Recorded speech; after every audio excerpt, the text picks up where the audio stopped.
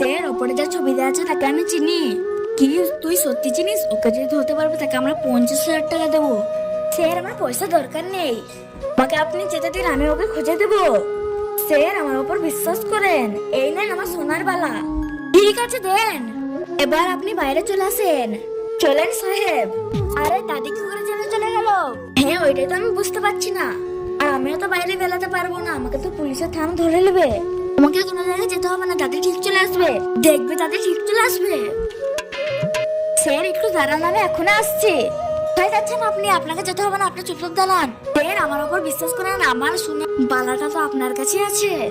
ঠিক আছে যান, তাড়াতাড়ি চলে আসবে। তার আগে আপনি যদি আপনার বাবাকে একটুকু ভালোবেসেন থাকেন তাহলে ভিডিওটা লাইক করে চ্যানেলটা সাবস্ক্রাইব করে আর কমেন্টে বলে দেবে আই লাভ ইউ বাবা। দেন। আরে দাদি তো চলে এসেছে। তাই তো।